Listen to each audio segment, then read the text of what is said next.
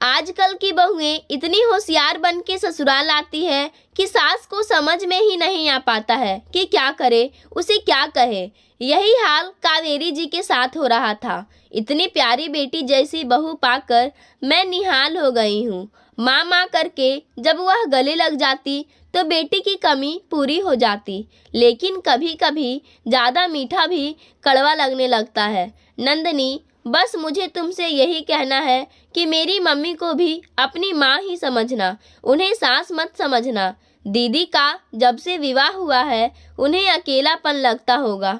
तुम बिल्कुल अपनी माँ की तरह ही व्यवहार करना उनके साथ। प्रॉमिस करो नंदनी। फोन पर दूसरी तरफ नंदनी ने क्या कहा होगा कावेरी यह तो नहीं जान सकती थी, पर अपने बेटे लोकेश की फोन पर यह बात सुनकर उन्हें बेटे पर गर्व हो आया। वाह, कितनी अच्छी बात कर रहा है उनका बेटा। गर्व से सीना चौड़ा हो गया, आंखों में चमक उभर आई। 1 महीने बाद ही तो लोकेश का विवाह होना था। लोकेश नंदिनी से प्रेम विवाह कर रहा था। लोकेश ने जब माँ कावेरी जी को पहली बार नंदिनी से मिलवाया था तो नंदिनी उन्हें पहली नज़र में ही पसंद आ गई थी। सुंदर, स्मार्ट, खूब हंसमुख नंदिनी का घर मुंबई के एक इलाके पवई में कावेरी के घर से कुछ दूरी पर ही था। नंदिनी और लोकेश अच्छे पद पर थे। दोनों एक कॉमन फ्रेंड के घर पर मिले थे। दोस्ती, प्यार, फिर अब विवाह होने वाला था। नंदिनी अपने माता पिता की इकलौती संतान थी। कावेरी की बेटी अनुराधा का विवाह 2 वर्षों पहले हुआ था। वह सपरिवार अमेरिका में थी। कावेरी और उसके पति रविशंकर बहुत उत्साहपूर्वक विवाह की तैयारियों में व्यस्त थे। नंदिनी कावेरी से फोन पर काफ़ी संपर्क में रहती थी। अभी से ही वह कावेरी का दिल जीत चुकी थी और आज बेटी की फोन पर बात सुनकर तो कावेरी के पैर ही जमीन पर नहीं पड़ रहे थे।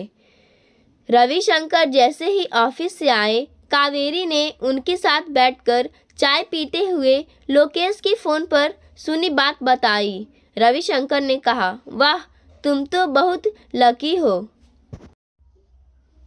एक बेटी गई, दूसरी बेटी घर आ रही है। चलो अच्छा है। लोकेश सचमुच समझदार बेटा है। कावेरी का नंदिनी को बहू बनाकर लाने का उत्साह और भी बढ़ गया था। दिन गिन रही थी कब बहू आए और उन्हें उसका अच्छा साथ मिले। कुछ महीनों से उनका स्वास्थ्य भी ठीक नहीं था और नंदिनी बहू बनकर आ भी गई। घर की दीवारें जैसे चहक उठी। कावेरी ने खुले दिल से उस पर स्नेह की वर्षा कर दी। पहले ही दिन नंदिनी उनसे लिपट गई। मैं आपको लोकेश की तरह मम्मी नहीं कहूँगी, मैं अपनी मम्मी को माँ ही कहती हूँ। आपको भी माँ ही कहूँगी। अब आप भी मेरी माँ जैसी ही तो है ना? हाँ बेटा, और क्या, मुझे अपनी माँ ही समझना, सास नहीं। यह सास बहू का रिश्ता मुझे भी कुछ डराता ही है। हम माँ बेटी की तरह ही रहेंगे। सास बहू की ऐसी बातें सुनकर रविशंकर वाह वाह कर उठे। कहने लगे, यह क्या, दोनों माँ बेटी बनकर रहोगी तो मैं और लोकेश तो बोर हो जाएंगे। क्यों लोकेश? लोकेश समझा नहीं तो बोला, क्यों पापा? अरे, सास बहू का कोई ड्रामा देखने को नहीं मिलेगा ना, इसलिए बोर नहीं होंगे। लोकेश हंस पड़ा। नंदिनी ने इतरा कर कहा, नहीं पापा, आपको सास बहू का कोई ड्रामा देखने को नहीं मिलेगा। ये मेरी माँ है, सास नहीं। ओह मेरी बच्ची। कावेरी ने अपनी बाहें फैला दी। नंदिनी उनकी बाहों में लाड से समा गई। अनुराधा हंसती हुई यह दृश्य देख रही थी जो नंदिनी के लिए अमेरिका से आई थी। बोली, यह तो अच्छा है, अब तो आप मुझे याद ही नहीं करेंगी। नंदिनी ने कहा, अरे नहीं दीदी, एक घर में 2 बेटियां भी तो होती है ना। माँ के लिए तो सब बराबर होती है ना माँ? कावेरी तो ऐसी लाड दिखाने वाली बहू पाकर निहाल थी। फौरन हाँ में सिर हिलाया। हंसी खुशी के माहौल में 1 हफ्ता खूब शानदार बीता। फिर दोनों 1 हफ्ते के लिए हनीमून पर चले गए। वहाँ से भी नंदिनी कावेरी को माँ माँ करके लगातार संपर्क में रही। कावेरी बहुत खुश थी। जिस दिन लोकेश और नंदिनी घूमकर वापस आए, नंदिनी ने घर में घुसते हुए अपने बैग जमीन पर पटके और आराम से सोफे पर पसर गई। ओह माँ, थक गई, चाय चाहिए। रात के 8 बजे रहे थे। अनुराधा का पति विजय विवाह अटेंड करके अमेरिका लौट चुका था। वहाँ उसके माता पिता भी विजय और अनुराधा के साथ ही रहते थे। कावेरी ने कहा, पर बेटा अब तो खाना लग ही गया है, तुम लोग फ्रेश होकर खाना पहले खा लेते, चाय बाद में ही पी लेना। नहीं माँ, चाय पीने का मन है, बना दो ना। नंदिनी ने इस तरह कहा कि अनुराधा को हंसी आ गई। उसने कावेरी को देखकर आंख मारते हुए कहा, आपकी दूसरी बेटी के लिए मैं चाय बना लाती हूँ। चाय आने तक नंदिनी फ्रेश हो चुकी थी। लोकेश भी सोफे पर पसरा था। कावेरी लोकेश से ट्रिप के बारे में पूछती रही। फिर रविशंकर भी आ गए तो सब ने खाना शुरू किया। खाना देख कर नंदिनी ने कहा, माँ छोले तो ठीक है, पर यह आलू गोभी। माँ, मेरा दिमाग खराब हो जाता है आलू गोभी देखकर। नंदिनी की बात सुनकर कावेरी चौंकी। ओह, पसंद नहीं है? ना माँ, बिल्कुल नहीं, मुझे यह टिफिन में कभी मत देना। रविशंकर ने कहा, तुम्हें ऑफिस में टिफिन चाहिए? मैं और लोकेश तो ऑफिस की कैंटीन में ही खा लेते हैं। कावेरी के ऊपर सुबह खाने का काफ़ी काम आ जाता था। उसकी तबीयत भी ठीक नहीं रहती, पर पापा, मेरी माँ हमेशा मुझे टिफ़िन देती थी। कैंटीन का खाना तो मैं रोज़ रोज़ खा ही नहीं सकती। कावेरी के चेहरे पर कुछ सोचने के भाव आए। फिर पूछ लिया, क्या ले जाना पसंद करोगी बेटा? खूब अच्छी अच्छी चीज़ें माँ। लोकेश ने कहा, तुम एक काम करना, थोड़ा जल्दी उठकर मम्मी के साथ किचन देख लेना कि क्या बनाना है। ना बाबा, सुबह कहाँ किचन में जाने का मन होगा, घर में टिफ़िन माँ ही बनाती थी। ये भी तो अब मेरी माँ है, अब मेरा यही घर है, यही माँ है ना माँ? भोला चेहरा लिए नंदिनी ऐसे बात कर रही थी कि किसी को पल भर तो कुछ सूझा ही नहीं। रविशंकर और अनुराधा की नज़रें मिली। दोनों ने अपनी हंसी मुश्किल से रोकी। अनुराधा काफ़ी स्नेहशील स्वभाव की लड़की थी। बोली, मम्मी आप मेरा टिफ़िन बनाती थी ना, अब नंदिनी का भी बना देना। कावेरी ने ठंडी सांस लेते हुए हाँ में सिर हिला दिया। वे रात को सोने लेटी तो रविशंकर ने उन्हें छेड़ा, कैसा लग रहा है एक और बेटी की माँ बनकर? कावेरी ने उन्हें घूरा तो रविशंकर हंस पड़े। रात के 11 बज रहे थे। इतने में नंदिनी की आवाज़ आई, माँ माँ, अब क्या हुआ? कहती हुई कावेरी अपने बेडरूम से बाहर निकली। क्या हुआ बेटा? माँ, बहुत दिन हो गए, गरम दूध चाहिए। सोने से पहले मुझे गरम दूध पीने की आदत है। हाँ ले लो बेटा, तुम्हारा घर है, जाओ ले लो। नहीं माँ, आप दे दो, मैं थक गई हूँ, प्लीज़ माँ। अच्छा।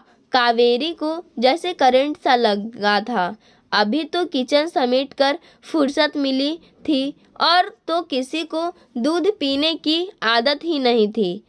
कावेरी दूध गर्म करके लाई। इतने देर में नंदिनी सोफे पर लेटकर अपने फ़ोन में कुछ कर रही थी। माँ सुनकर अनुराधा भी आ गई थी। नंदिनी गटागट दूध पी गई। बोली, थैंक्स माँ, अब अच्छी नींद आएगी। माँ, मुझे रोज़ रात में दूध देना। फिर कावेरी से लिपटकर उनका गाल चूम लिया। बाय, गुड नाइट माँ। गुड नाइट दीदी। उसके जाने के बाद अनुराधा हंसी। क्या हुआ माँ, शॉक्ड लग रही हो? अनुराधा के कहने के ढंग पर कावेरी को हंसी आ गई। चुप रहो तुम, कहकर हंसती हुई सोने गई तो रविशंकर ने फिर छेड़ा। क्या हुआ? तुम्हारी नई बेटी माँ क्यों कर रही थी? उसे दूध पीना था क्या? जोर से हंसे रविशंकर। हाँ, अब रोज़ देना है उसे गर्म दूध, उसे अच्छा लगता है। दोनों इस बात पर हंसी मजाक करते रहे। कुछ दिन बाद अनुराधा चली गई। सब अपने रूटीन में व्यस्त थे। देखने में तो सब बहुत अच्छा चल रहा था, पर कावेरी की हालत इन 3 महीनों में पस्त हो चुकी थी। प्यारी सी लाड प्यार से लिपटी नखरे उठवाती बहू को किसी भी बात के लिए टोकने की कावेरी की हिम्मत ही नहीं होती थी। एक दिन रविशंकर से भी कहा भी, ऐसे नखरे तो अनुराधा ने भी कभी नहीं उठवाए मुझसे। एक दिन सब डिनर कर रहे थे। लोकेश ने बहुत ही लगाव से पूछा, मम्मी अब आपको दीदी की कमी तो नहीं खलती है ना? नंदिनी तो आपके साथ अपनी माँ की तरह ही रहती है ना? नंदिनी कावेरी का चेहरा देख रही थी। कावेरी ने उसके भोले से चेहरे पर उत्तर की प्रतिक्षारत आंखों में झांकते हुए कहा, हाँ हाँ, अपनी माँ ही समझती है। नंदिनी बहुत खुश हुई और उठकर कावेरी के गले में बाहें डाल दी और कहा, मैं इस घर में आकर कितनी खुश हूँ माँ, बता नहीं सकती। रविशंकर बस कावेरी को देख मुस्कुरा दिए। वे अपनी पत्नी के बढ़े हुए काम, उनका कमर दर्द, थकान सब समझ रहे थे, पर नंदिनी को क्या कैसे कहा जाए समझ ही नहीं आ रहा था। नया विवाह था, शुरू में ही कुछ कहकर मतभेद उत्पन्न नहीं करना चाहते थे नंदिनी से, और कोई शिकायत भी तो नहीं थी किसी को। सबको प्यार करती थी, खुश रहती थी। पूरा दिन ऑफिस में रहकर शाम को माँ करती घर आती थी। कावेरी कैसे किसी बात पर उसे टोके? वे तो बहुत शांति पसंद और स्नेहशील स्वभाव की महिला थी। नंदिनी को घर के कामों में हाथ बटाने का कोई शौक नहीं था, ना उसे ज़रूरत महसूस हो रही थी। साफ सफाई करने वाली मेड उमा ही कावेरी का हाथ बटा रही थी।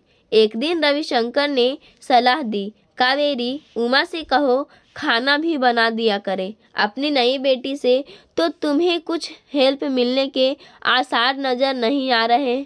उमा पुरानी मेड थी, घर की सदस्य की तरह ही थी।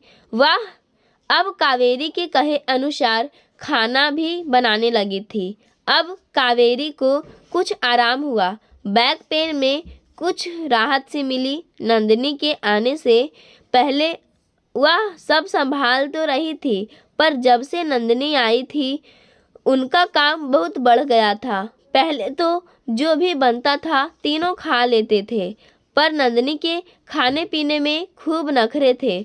उसके लिए कुछ अलग ही अचानक बनाना पड़ जाता था। माँ करके कुछ फरमाइश करती तो कावेरी कुछ मना कर ही नहीं पाती थी। रात को सब डिनर कर रहे थे। नंदिनी चुप सी थी। कावेरी ने पूछा, क्या हुआ बेटा, थक गई क्या? बहुत चुप हो माँ। हाँ बोलो ना, एक बात कहूँ? अरे बोलो ना, क्या हुआ? माँ, मुझे उमा आंटी के हाथ का खाना उतना अच्छा नहीं लग रहा है, पर वह वैसे ही बनाती है जैसा मैं उसे बताती हूँ। पर माँ, आप जैसी रोटी नहीं है उनकी। लोकेश ने कहा, तो क्या हुआ? ये भी काफ़ी अच्छी है, पर मुझे माँ के हाथ की रोटी अच्छी लगती है ना। चुपचाप खा लो नंदिनी, खाना अच्छा है, लोकेश ने फिर कहा। पर नंदिनी तो अपनी तरह की एक ही बहू थी। माँ, बस मेरे लिए 2 रोटी बना दोगी कल से प्लीज़? कावेरी को धक्का सा लगा। क्या है यह लड़की, उसे कुछ समझ में ही नहीं आया कि क्या कहे। नंदिनी ने फिर कहा, बस मेरी 2 रोटी बनाने में तो आपको तकलीफ़ नहीं होगी ना माँ? लोकेश ने कहा, अरे चुपचाप खा लो जैसी बनी है। एक तो तुम कुछ भी काम नहीं करती, क्यों माँ का काम बढ़ाती रहती हो? नंदिनी ने उसे घूरा। तुम चुप रहो, मैं अपनी माँ से बात कर रही हूँ, तुम्हें क्या परेशानी है? रविशंकर और कावेरी एक दूसरे का मुंह देख रहे थे। क्या कहे अब? कावेरी ने कह दिया, हाँ बना दूंगी। ओह माँ, आप कितनी अच्छी है, बिल्कुल मेरी माँ की तरह। वे भी मेरी हर बात मान जाती है। कहते कहते उठकर कावेरी के गले में बाहें डाल दी नंदिनी ने। सोने से पहले नंदिनी को गर्म दूध का गिलास पकड़ाकर कावेरी कमरे में आई। आंखों पर हाथ रखकर लेट गई। आज दिन भर उनकी तबीयत ढीली ही थी। रविशंकर ने पूछा, क्या हुआ? कुछ नहीं, कहती वे मुस्कुराई तो रविशंकर हंसे। दूसरी बेटी के बारे में सोच रही हो ना? सुनो। हाँ बोलो ना। क्या कोई उसे कह सकता है कि वह मुझे अपनी माँ नहीं सास ही समझ ले? मैं सास ही भली थी। दोनों हाथ जोड़कर अपने माथे से लगाकर कावेरी ने नाटकीय स्वर में कहा तो रविशंकर जोर से हंस पड़े। पाठकों, आज की कहानी यहीं समाप्त होती है। धन्यवाद।